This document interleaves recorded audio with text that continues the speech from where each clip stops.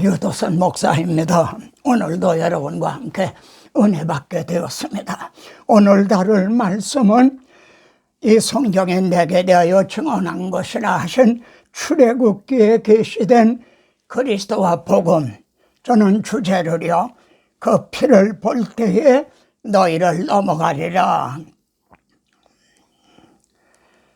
출애굽기의 구조는요, 1장부터 19장은 출애굽을 해서 시내산까지 오는 겁니다. 이 고센 땅에서 말이죠, 마라, 엘렘 여기를 거쳐서 시내산까지 오는 과정이죠. 그리고 20장부터 40장까지는요 시내산에 1년 정도를 머물면서 율법을 받고 성막을 세우는 그런 내용으로 되어 있습니다. 자, 그러면은 성경은 문제에 대한 해답이다. 그 문제가 뭔가요? 그리고 그 문제의 원인이 무엇인가? 이스라엘 자손은요 고된 노동으로 말미암아 탄식하며 부르짖으니 바로의 노예가 됐죠. 이게 문제입니다. 그러면은 왜 바로의 노예가 됐는가?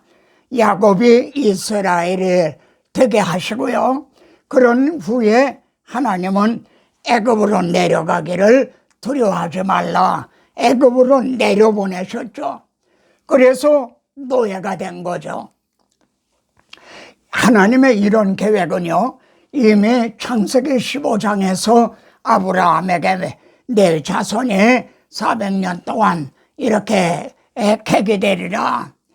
그래서 이 400년 동안에 말이죠, 야곱은 사명으로 고난을 당했어요. 근데 그 400년 동안에 에서는요 왕국을 이루면서 아주 떵떵거리면서 살았던 겁니다. 야곱은 사명으로, 에서는 육신적으로요. 이 말씀은 왜 이렇게 설정을 하셨는가? 한평생 매여 종노릇하는 모든 자를 놓아주려 하심이니 이를 통해서 영적 출애굽을 계시하시려고요. 자, 그러므로 이 출애굽기는요 우리들이 사탄의 노예인 우리들이 어떻게 해방이 되고 구원을 얻을 수 있는가 하는 우리들의 얘기라는 겁니다.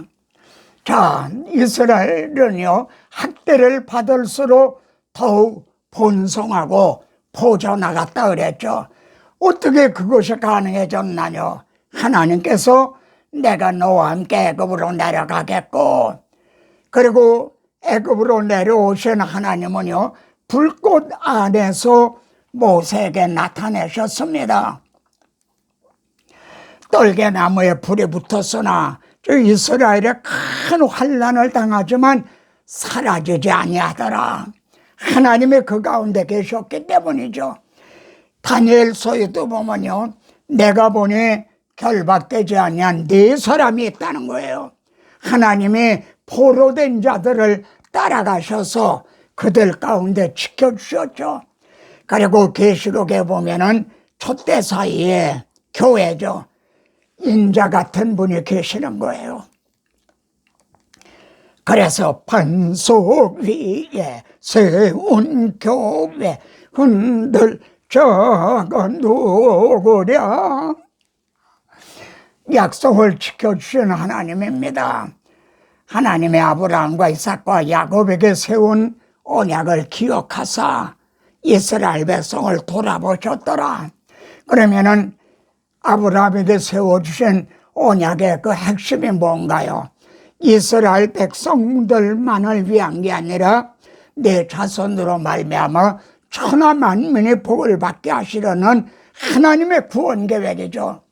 그래서 여호와께서요 내 백성의 고통을 보고 부르짖음을 듣고 근심을 알고, 제가 이렇게 중국의 선교를 가서도요 이 점을 강조합니다. 여러분들의 고통, 사정, 형편을 하나님은 보고 계십니다. 여러분의 기도를 듣고 계십니다. 여러분의 근심을 알고 계시는 하나님이십니다. 그런데 알고만 계시는 게 아니라 내가 내려가서 응답해 주시는 하나님이신 거죠. 이렇게 독생하신 하나님이 나타내셨다.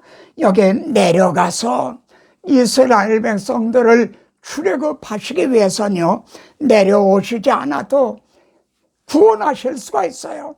그러나 사탄의 노예였던 우리들을 구원하시기 위해서는요, 독생하신 하나님이 내려오셔야만, come down, 오셔라. 내려오셔야만, 내려오신 것만이 아니라 우리들의 대속죄물이 되주셔야만이 가능해졌던 거죠. 이 말씀이 얼마나 우리들에게 감격과 감동을 주는 말씀인지요. 내가 내려가서 come down, 오셔라. 그래 건져내고 인도하여 데려가려 하노라. 약속의 땅으로요. 출애굽의 해답이 말이죠, 곧 우리들의 해답입니다. 그러므로 해답이 뭔가 주목해 봐야만 됩니다. 그 양을 잡고 양이 죽는 거죠. 그 피를, 여기에서요, 그 양이고 그 피입니다. 더 부르도, 여기 더라는 정관사가 있어요. 그 양, 그 피. 그리고 그 피를 집 좌우 문설주에 바르고 말이죠. 그 피가 표적이 될지라. 무슨 표적이죠? 이 집은 벌써 심판을 받았다. 죽임을 당했다. 저 피를 봐라. 저 피가 표적이 된다. 이스라엘 집에서도 죽음은 있었죠. 다만 6월절 어린 양이 대신 죽은 거죠. 이게 표적이 될지라. 그래서 너희를 넘어가려니, 여러분, 이것이 해답인 거죠. 여호와께서 내가 바로의 마음과 그 마음을 완강하게 했다. 제가 직설적으로 말씀드리면 바로가 보내지 못하도록 오히려 완강하게 하셨다는 거예요. 왜요? 이 표적을 보여주시기 위해서요. 나의 표정을 보여주기 위해서요. 그래서 하나님은요, 출애굽하는 그 달을 너희에게 달의 시작, 해의 첫 달이 되게 하라. 이게 얼마나 중요한가요? 영적 출애굽. 내가 성령으로 거듭나든, 그때가 내가 영적으로 하면은 이게 첫 해가 되는 거죠.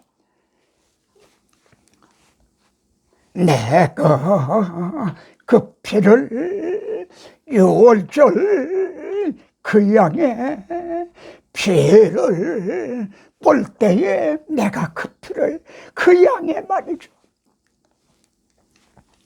9가지 재앙을 동원하신 하나님의 의도, 하나님의 마음을 알아야만 됩니다. 하나님은요, 단번에 그를 굴복시킬 수도 있으셨어요. 노아 홍수는요, 소돔 고모라는 그냥 단번에.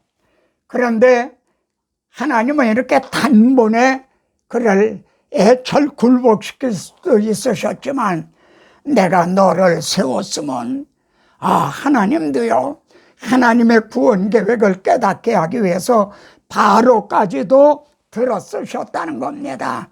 나의 능력을 온 천하에 전파되게 하려 합니다. 여기에 온 천하에 전파되게 하려는 능력은요, 출애굽을 시켜줬다. 그것만이 아닙니다. 영적 출애굽. 바로 6월절 양을 통한 복음. 그래서 내 자손으로 말미암아 천하 만민의 복을 받으리란, 이것을 온 천하에 전파되게 하려 하심이라. 이렇게 9가지 재앙을 내리신 거요, 이 한 가지 표징, 이게 해답이죠. 이걸 보이시기 위해서 모든 초점이 여기에 맞춰져 있죠. 이걸 크로즈업 시키기 위해서요. 찬송가에 이런 찬양이 있죠. 울어도 못하네, 힘써도 못하네, 참아도 못하네, 믿으면 하겠네. 여러분, 모세의 지팡이로 출애굽을 시킨 게 아닙니다. 모세가 나는 말할 줄 모릅니다. 그러니까 내가 네 입과 함께 있겠다. 그래, 모세가 말을 잘해서 출애굽한 것도 아닙니다. 9가지 재앙으로 된 것도 아니죠. 오히려 오직 6월절 어린 양의 피. 자, 그러면 최초의 6월절과 마지막 6월절이 언제죠? 최초의 6월절은요, 너의 자녀가 이게 무슨 뜻입니까 하면은 여호와의 6월절이라, 이것이 최초의 6월절이었죠. 마지막 6월절은요, 주님이 십자가 지시기 전에, 내가 고난받기 전에 너희와 함께 이 6월절 먹기를 원하고 오였노라. 그림자로 내려오던 6월절이 실체로 말입니다, 개혁이 되는 저녁이었죠.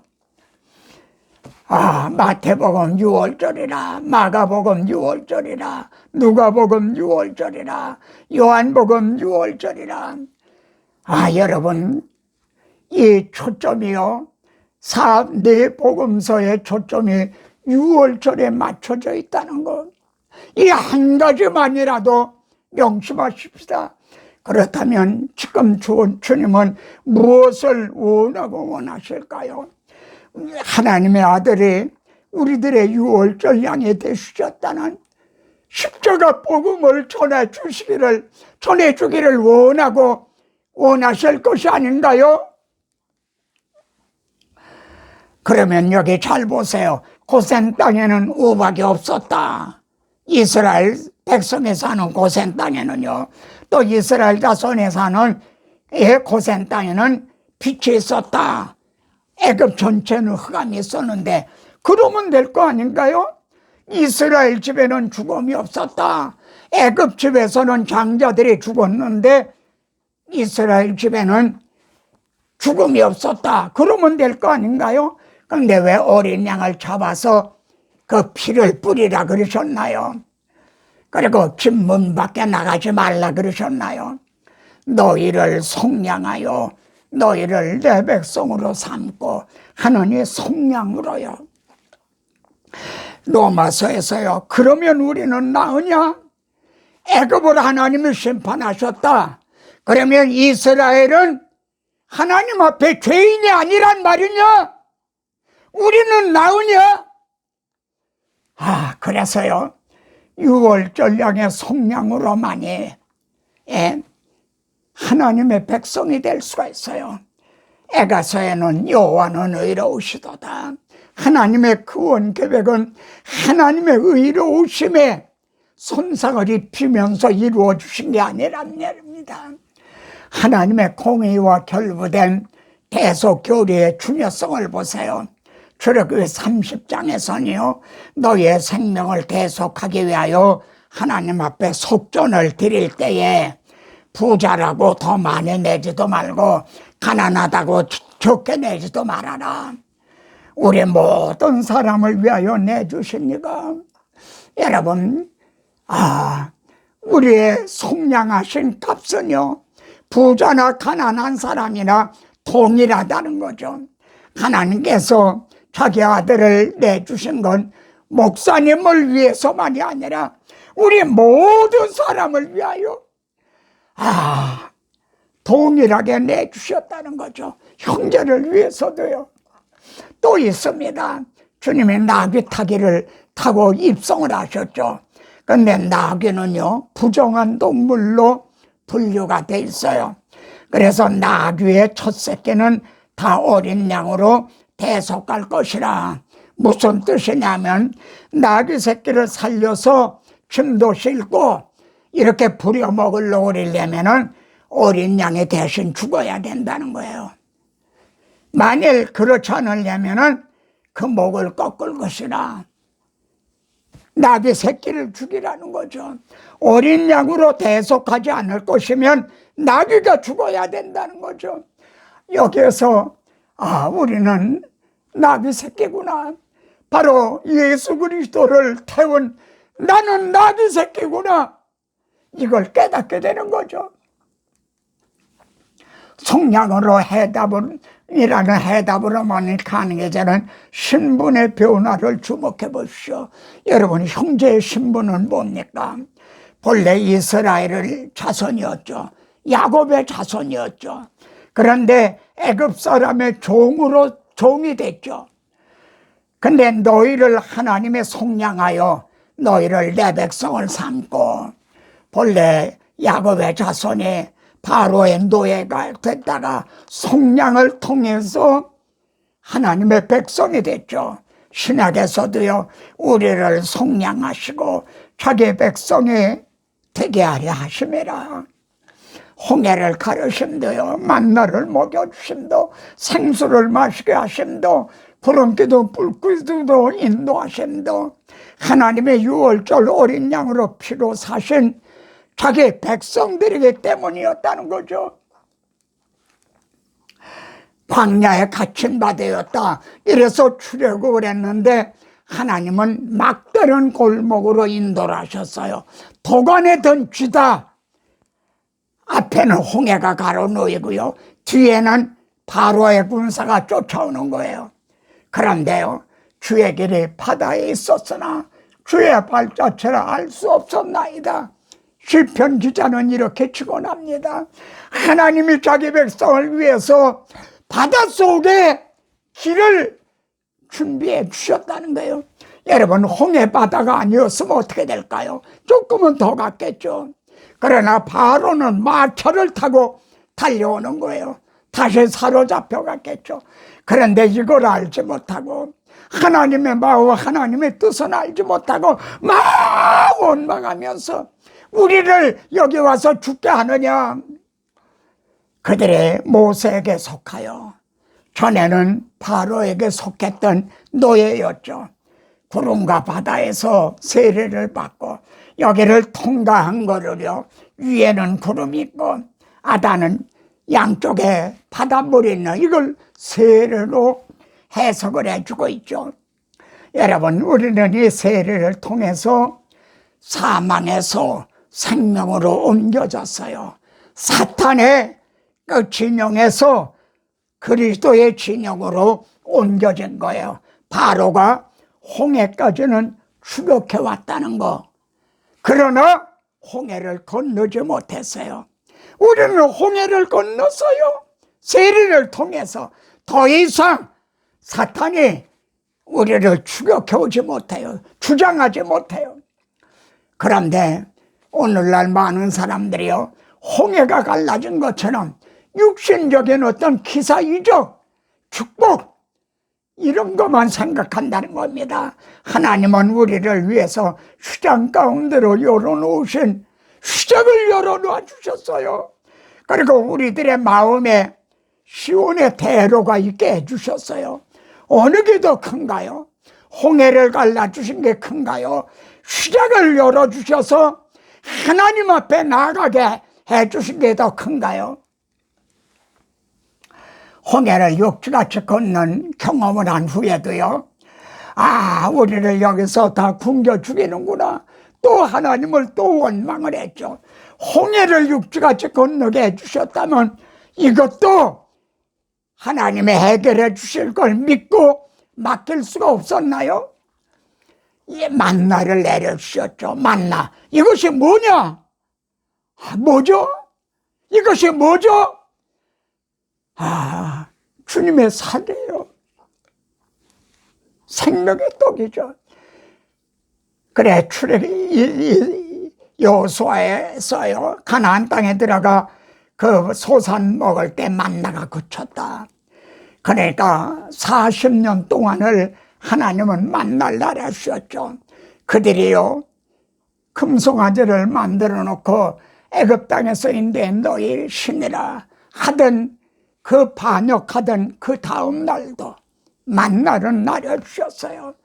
한 지휘관을 세우고 애굽으로 돌아가자 하고 또 반역을 했을 때도 그 다음 날 만나는 나려주셨다는 거죠. 매일 만나를 먹으면서도요, 또 목말라 죽게 하느냐, 또 원망을 했죠.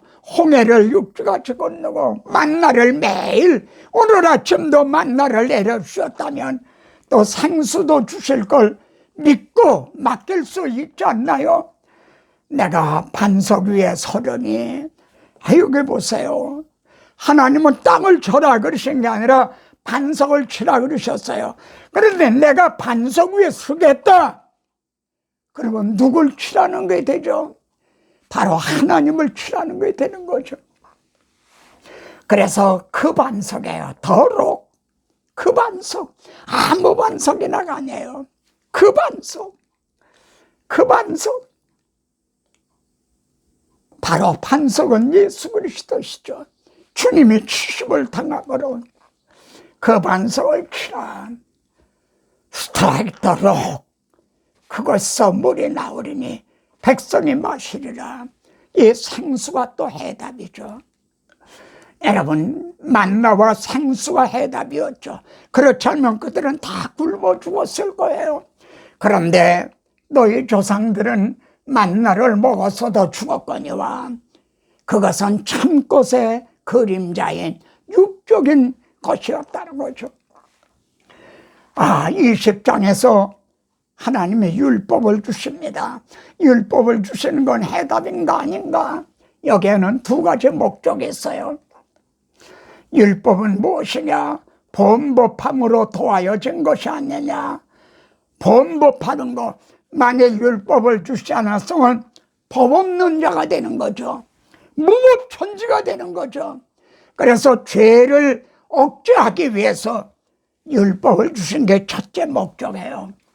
두 번째 목적은요, 율법으로 죄를 깨닫고 그리스도에게로 인도하는 초등교사다. 율법을 행함으로 구원 얻을 자가 있나요? 그러면 율법이 하나님의 약속들과 반대되는 것이냐? 하나님의 모세를 통해 율법을 주셨어요. 근데 그 전에 아브라함을 통해서는 메시아 언약을 주셨어요. 그래, 이 둘이 반대되는 것이라 반대되는 것이냐? 아니에요. 만일 율법을 주시지 않았다면 죄를 모르죠. 죄를 모르면 의원을 찾지 않게 되죠. 그리스도를, 이제 복음을 찾지 않게 되는 거죠. 그러니까 율법도 간접적인 해답이라는 깨달음을 얻게 되죠. 율법을 주시지 않았더라면 구원 얻을 수가 없어요. 왜? 죄를 모르니까. 출애굽을 해서 시내산, 그래, 시내산의 율법이 시온산에서 시온에 오실 그리스도에게로 인도한 거죠. 율법을 주신 20장에요. 여러분, 율법만 보십니까? 놀라운 복음 계시가 있어요. 바로 20장의 말입니다. 1절부터 17장엔 십계명을 주신 율법을 주시는 내용이에요. 그런데 율법을 온전히 지킬 자가 있나요? 만약 율법을 온전히 지키지 않으면 저주를 받으리라. 우리는 다 저주를 받을 수밖에 없어요. 그런데 18절에서 26절에는요, 번제를 드리라. 양과 소로 번제를, 화목제를 드리라 그래요. 그러면은 내가 네게 임하여 복을 주리라. 여러분, 우리는 저주를 받아 마땅한 거예요. 근데 저주만 면하여 주신 게 아니라 복을 주시겠다는 거예요. 갈라디아 3장 13절에서는요, 우리 주님이 우리 대신 저주를 받아주셨기 때문에 우리는 복을 받게 됐다는 거죠. 율법을 주신 출애굽기 20장에 율법만이 아니라 얼마나 놀라운 복음의 계시가 되어 있습니까? 그런데 다듬은 돌로 쌓지 말라. 정으로 그걸 쪼면 부정하게 됩니다.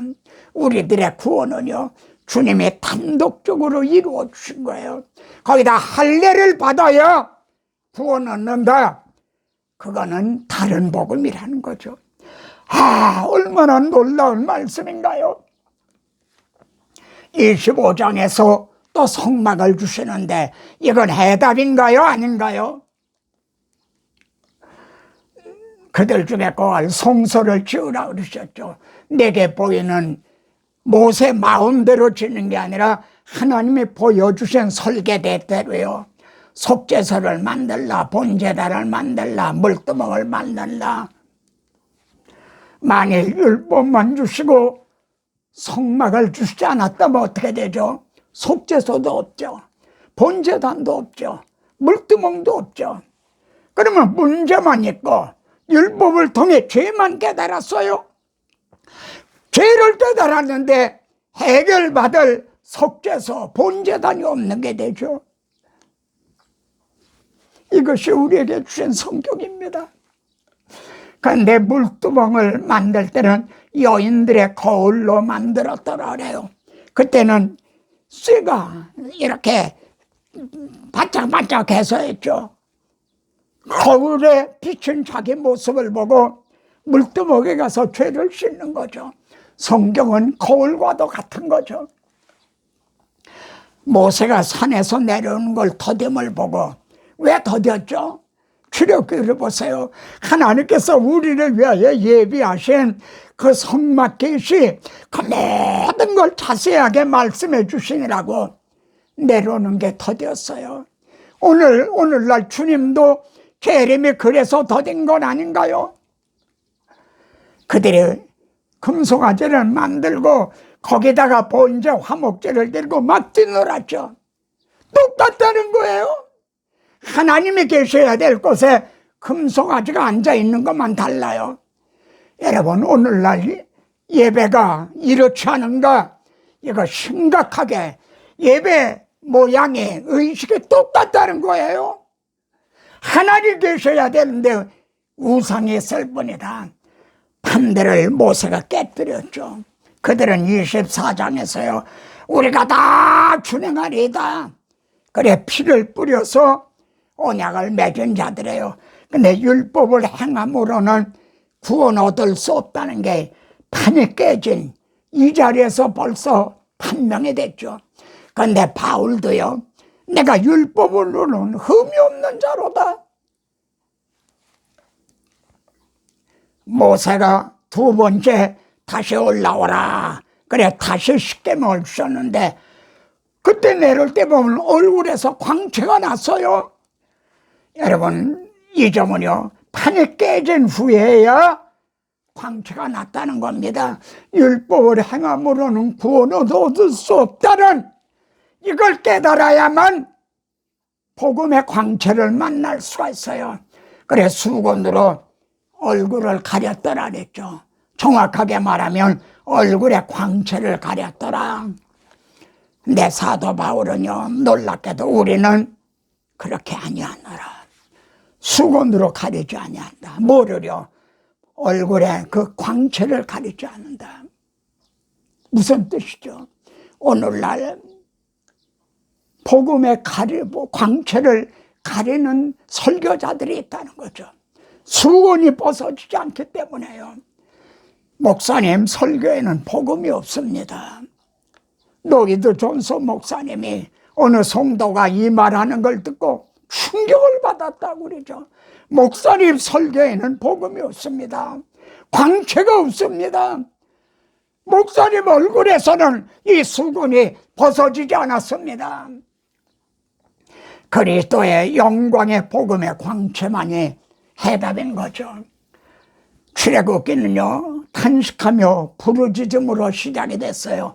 그런데 영광의 성막에 충만한 것으로 마치고 있죠. 그런데 예수 그리스도의 구속으로 말미암아 해답으로 말미암아 여러분의 몸이 성전이 되었어요. 우리 몸이 성령의 전이 됐어요. 그리고 우리 자신이 우리 몸이 제물이 됐어요. 그리고 너희도 거룩한 제사장이 될지라. 여러분 성도 한 사람 한 사람의 몸이 성전이고요. 그리고 자신이 산 제물이고 제물을 드린 거룩한 제사장이라는 모든 그리스도인들이 자신의 정체성, 아이덴티티 이 하나만 명심한다면 기독교는 혁명이 일어날 것이죠. 자신이 성전이고 제물이고 제사장이란 정체성을 명심하십시다. 아멘. 십자가를 지심으로 죄인을 구속하셨으니 그 피를 보고 믿는 자는 주의 진노를 면하겠네. 내가 그 피를 6월절 그 양의 피를 볼 때에 내가 너를 넘어서 가리라. 아멘. 다음 시간에 또 뵙겠습니다.